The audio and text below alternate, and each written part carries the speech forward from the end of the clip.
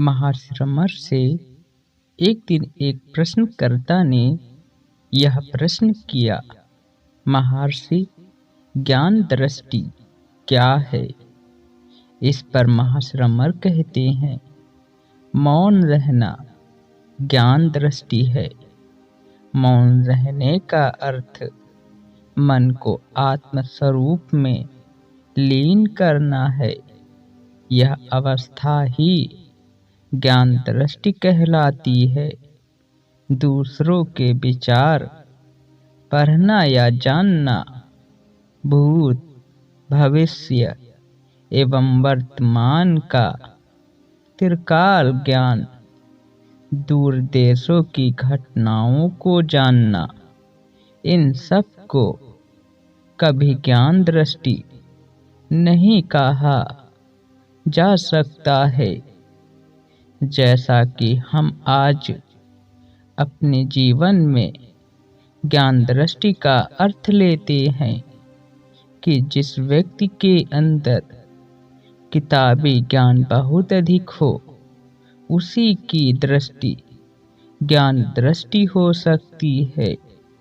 लेकिन महर्षि रमर कहते हैं, ज्ञान दृष्टि कुछ और नहीं बल्कि मौन रहना ही ज्ञान दृष्टि है। आगे महर्षि रमर कहते हैं, भूत या भविष्य या वर्तमान का, इन तीनों काल का किसी भी प्रकार का ज्ञान या दूसरे देशों की घटनाओं को जानना ज्ञान दृष्टि के अंतर्गत नहीं आता और मौन रहना ज्ञान दृष्टि है। ऐसा महर्षि रमर इसलिए कहते हैं क्योंकि महर्षि रमर जब अपने घर को त्याग दिया था तो उन्होंने मौन रहना ही पसंद किया था, क्योंकि वास्तविक ज्ञान दृष्टि तो मौन में है, शब्दों में नहीं। क्या शब्द वो कह देते हैं जो मौन कह सकता है? लोग अपने प्रश्नों का उत्तर भी महर्षि रमर के सामने मौन स्वरूप में ही पाते थे। बहुत सारे लोग बस रमर महर्षि के सामने मौन होकर बैठ जाते थे और उन्हें उनके प्रश्नों का उत्तर मिल जाता था। महर्षि रमर के मौन में एक अद्भुत शक्ति थी। उस मौन में महा से महाज्ञानी और महातपस्वी जैसे लोग भी उनकी ओर खींचे आते थे। हर कोई महर्षि रमर का दर्शन करना चाहता था।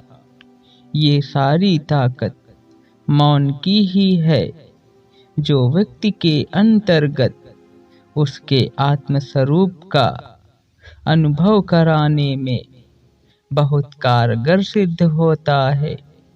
इसीलिए महर्षि रमर ज्ञान दृष्टि क्या है, इस प्रश्न का उत्तर एक ही लाइन में दे देते हैं कि मौन रहना ही ज्ञान दृष्टि है, ना कि ढेर सारी सूचनाओं का विशाल बंडल अपने मस्तिष्क में रखना ज्ञान दृष्टि नहीं है।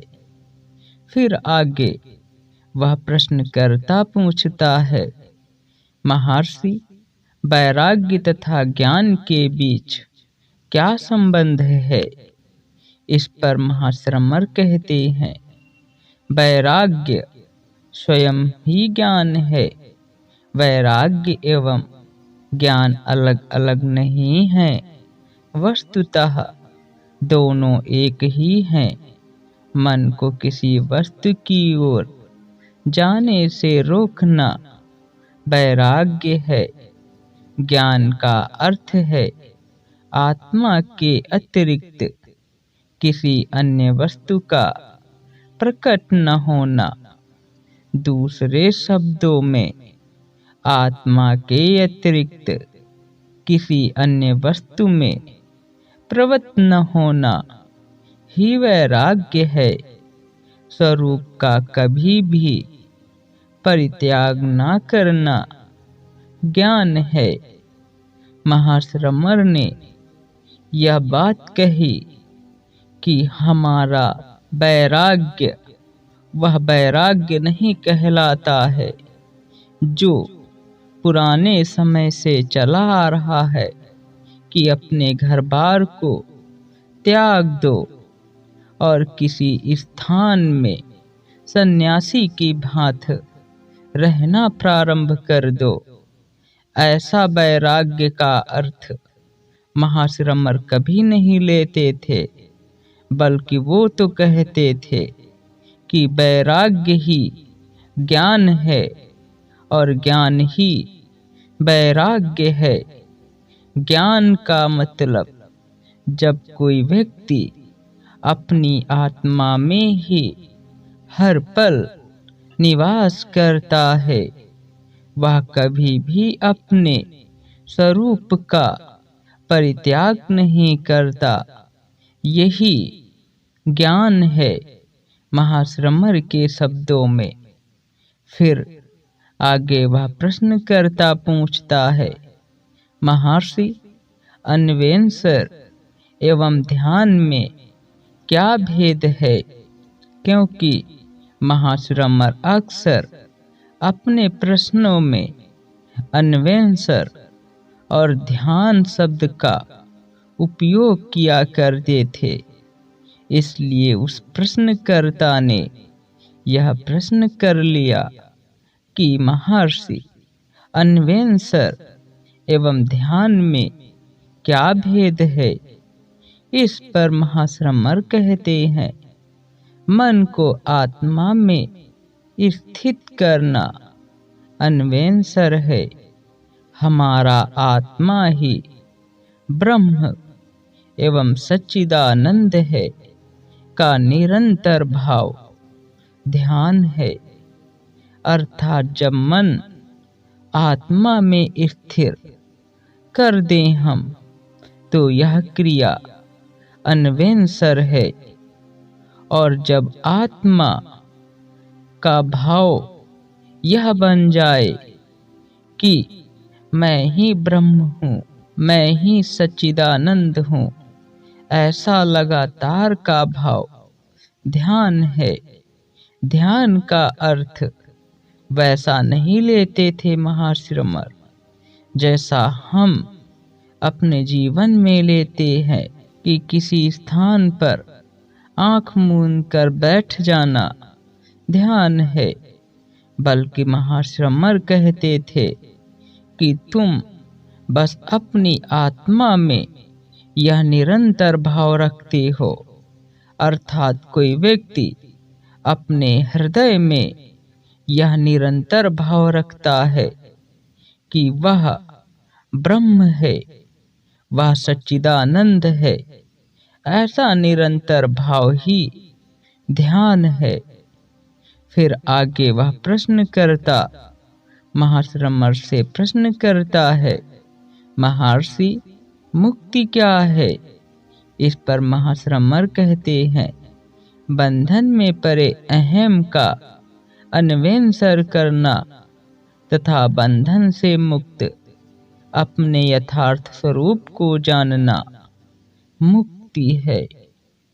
मुक्ति को बतलाते हुए महर्षि रमण कहते हैं कि जो तुम्हारा अहंकार है, जो तुम्हारे अंदर कर्तापन का बोध है, जो यह तुम्हारे अंदर विचार घर कर गया कि मैंने यह काम किया, मैंने यह किया, मैंने वह किया, इस मैंने का अन्वेषण करना अर्थात यह मैं कहाँ से उत्पन्न होता है, कौन कहता है कि मैंने यह काम किया, इसकी लगातार खोज करना और बंधन से मुक्त अपने यथार्थ स्वरूप को जानना मुक्ति है।